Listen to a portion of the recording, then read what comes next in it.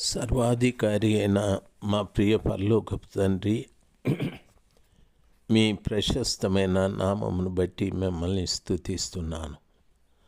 తండ్రి, మందిరంలో దొరికిన గ్రంథమును చదివినప్పుడు తండ్రి రాజుగారు తన వస్త్రాలు చింపుకొని ఆయన కన్నీరు కార్చాడు.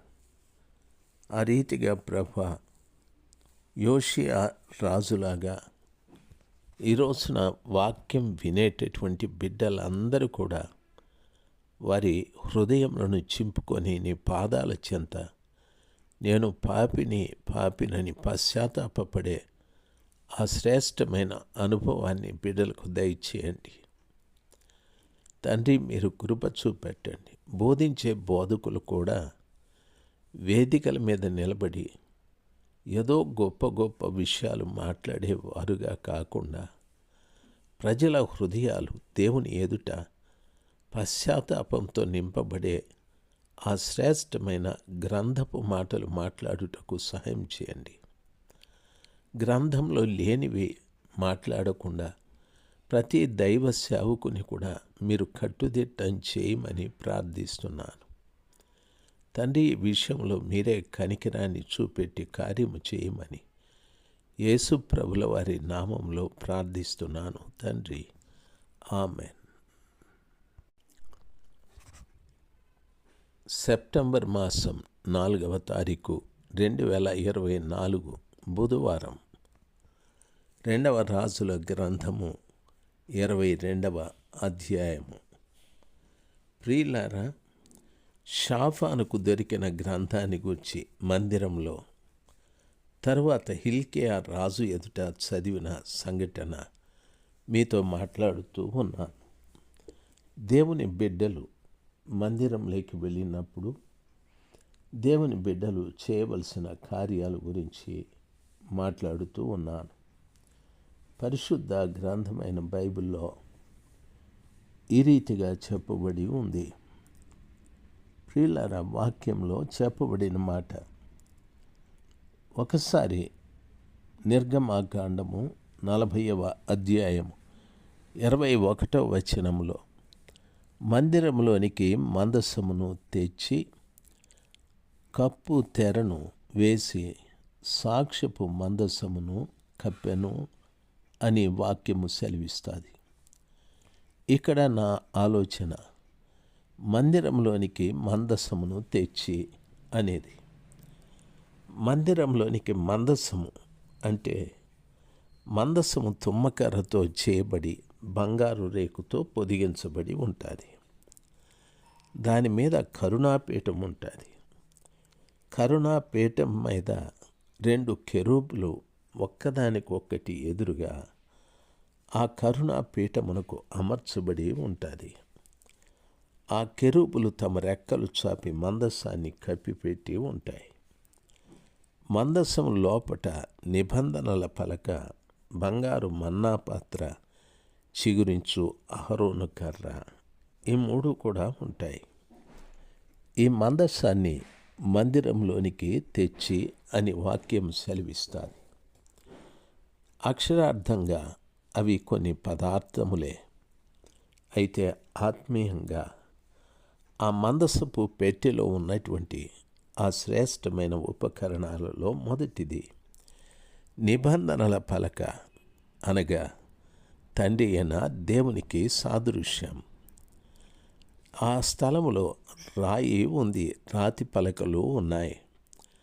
రాతి పలకల మీద దేవుడు తన వ్రేలితో రాశాడు. దేవుడు రాసిన రాతలు దాని మీద ఉన్నాయి. రాయి వెనకుంది, రాత ముందుంది. ఈ రాతని దేవుడైన యెహోవా రాశాడు. దేవుని వాక్యంలో చదువుకున్నట్లయితే యోహాను అంటున్నాడు, ఆదియందు వాక్యముండెను, వాక్యము దేవుని యొద్ద ఉండెను, వాక్యము దేవుడై ఉండెను అని చెప్పాడు.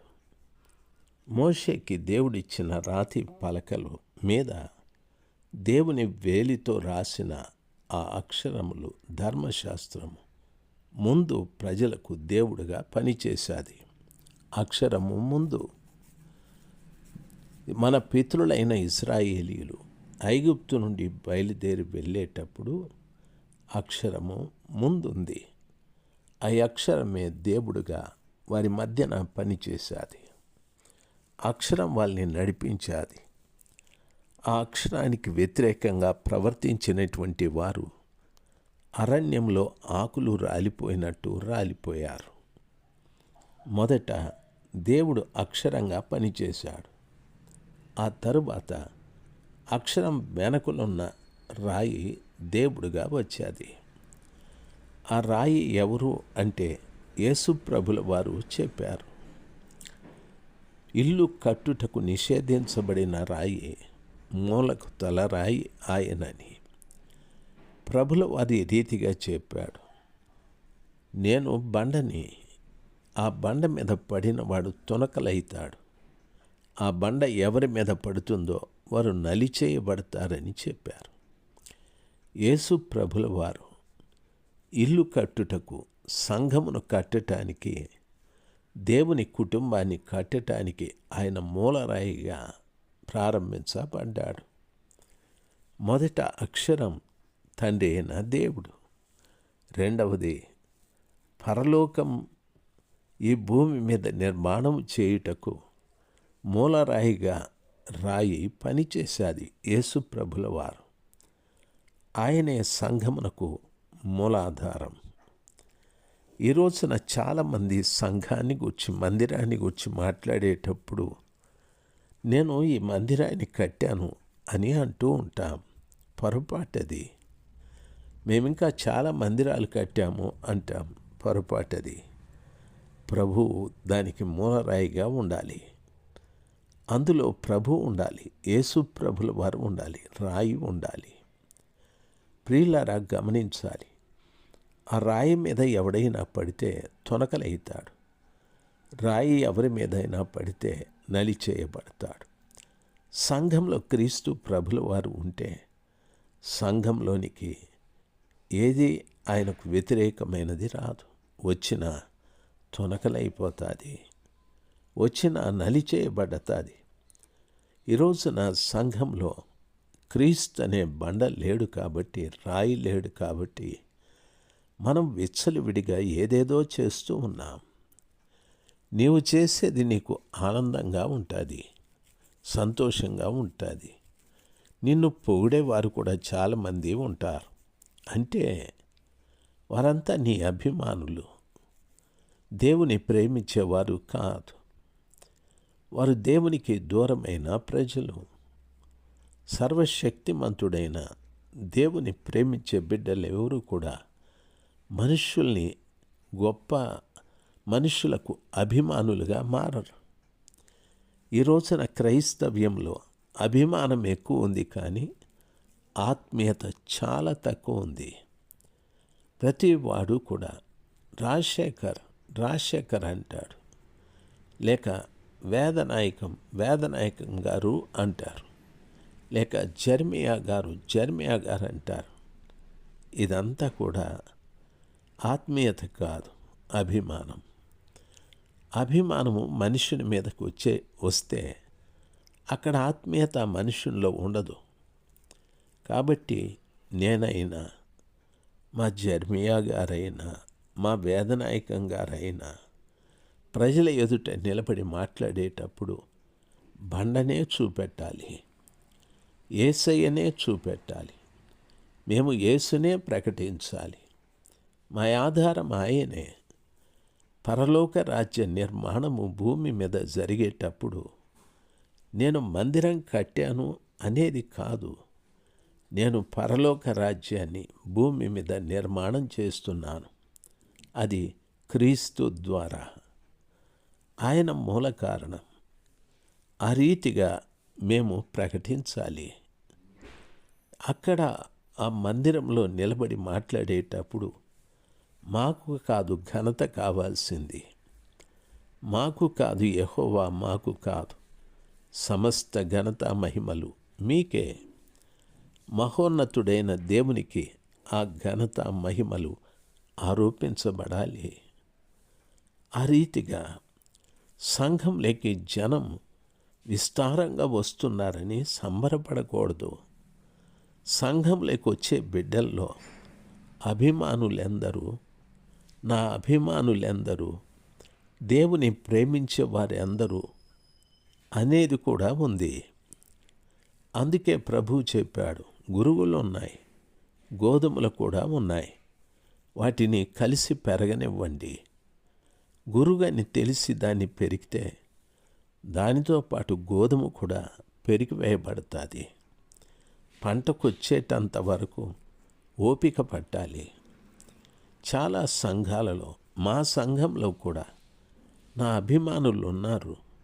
వారికి నేను గట్టిగా చెప్తాను, సంఘంలో 1,00,000 మంది వస్తారు, 2,00,000 మంది వస్తారు అనేది మంచిదే, కానీ అందులో నా అభిమానులెందరూ, ప్రభువుని ప్రేమించేవారే అందరూ.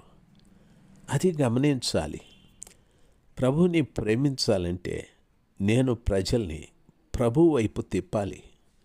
నేను కాదు బాబు మీ రక్షకుడు యేసయ్య, నేను కాదు బాబు మిమ్మల్ని స్వస్థపరిచేది యేసయ్య, నేను కాదు బాబు మీకు సమాధానం ఇచ్చేది యేసయ్య, నేను కాదు బాబు మీ కొరకు ప్రాణం పెట్టింది యేసయ్య, మీ పాపాలు క్షమించేది యేసయ్య.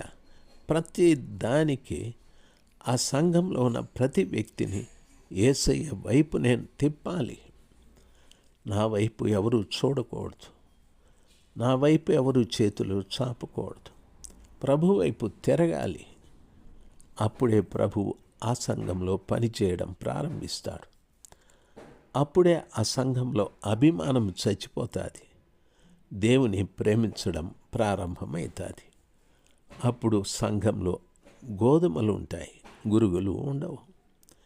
ఈ మాటలు ప్రతి దైవ సేవకుడు జాగ్రత్తగా గమనించి ఆ ప్రకారముగా పని చేయాలని నేను ఒక ఆత్మీయ తండ్రిగా మిమ్మల్ని హెచ్చరిస్తూ ఉన్నాను. ప్రజల దగ్గర అభిమానాన్ని సంపాదించుకుంటే నీవుంటావు, ప్రభు ఉండడు. అయితే ప్రజలకు ప్రేమ నేర్పిస్తే వాళ్ళు ప్రభు దగ్గర ఉంటారు. ఏం చేస్తున్నావో ఆలోచన చేయి. మందసము మందిరంలోకి తీసుకురావాలి. ఆ ముగ్గురు ఉండాలి. దేవుడు మిమ్మల్ని దీవించుగాక. కొన్ని మాటలు మీకు చెప్పాను. ప్రభు చిత్తమైతే రేపు ఇంకో కొన్ని మాటలు చెప్తాను. ఆమెన్. ఆమెన్.